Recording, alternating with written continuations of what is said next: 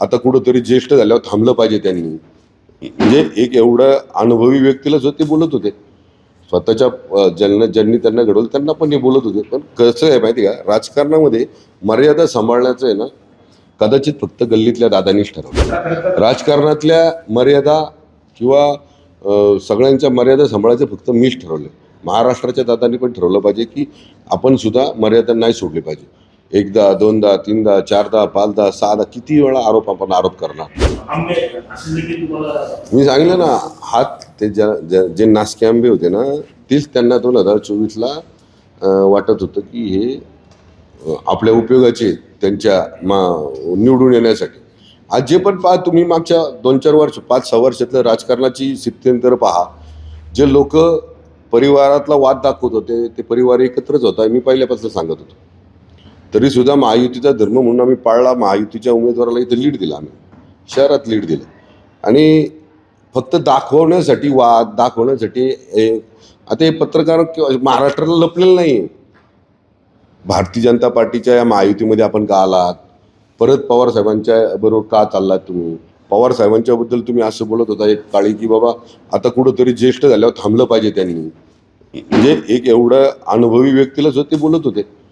स्वतःच्या ज्यांनी त्यांना घडवलं त्यांना पण हे बोलत होते. पण कसं आहे माहिती का, राजकारणामध्ये मर्यादा सांभाळण्याचं आहे ना, कदाचित फक्त गल्लीतल्या दादांनीच ठरवलंय. राजकारणातल्या मर्यादा किंवा सगळ्यांच्या मर्यादा सांभाळायचं फक्त मीच ठरवलंय.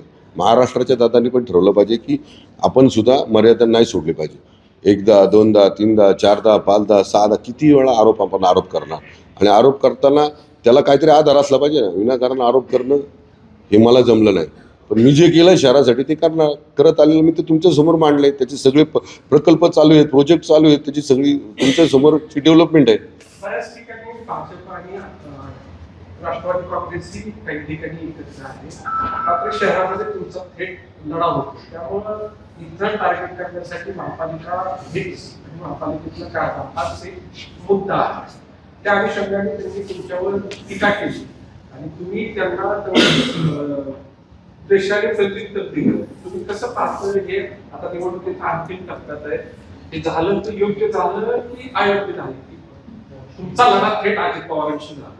माझा लढा हा माझ्या शहरातल्या समस्यांबरोबर आहे, अडचणींवर आहे, बरोबर आहे. त्या दूर करण्यासाठी मी माझा लढा चालू ठेवणार.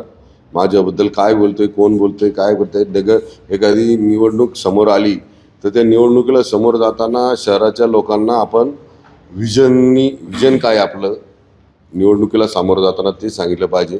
वाढणारी लोकसंख्या डोळ्यासमोर ठेवून बोललं पाहिजे. विकास आराखड्यावर बोललं पाहिजे.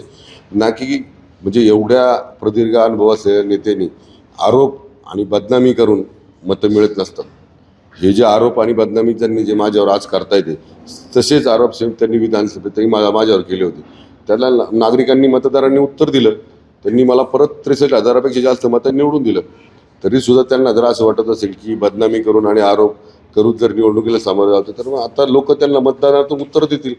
या शहराचा पिंपरी चिंचवडचा महापौर हा भारतीय जनता पार्टीचा असेल आणि बहुमतात भारतीय जनता पार्टी.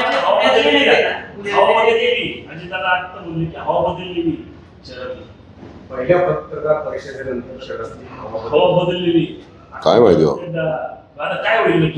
थंडी वाढली.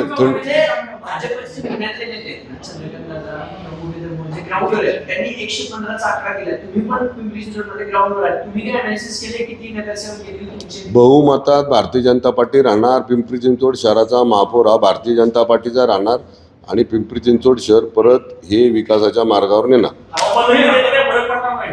कसली हवा असल्या आरोपांनी हवा बदलती आहे. लोकांना कळते ना, विकासाच्या मुद्द्यावर बोलणाऱ्यांच्या मागे लोक राहतात. असल्या आरोपांनी हवा नसती बदलत.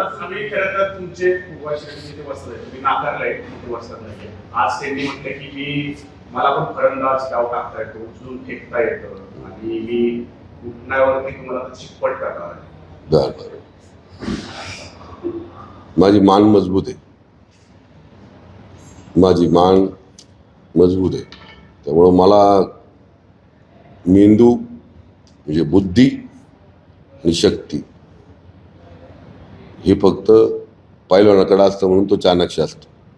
कुठला डाव समोरचा करणार आहे आणि त्या डावाला काय कशा प्रकारे त्या डावाला आपण सामोरं जायचं आणि कसं कुणाला चितपट करायचं हे तर जसं ते आपण म्हणतो ना आमच्या रक्तातच आहे.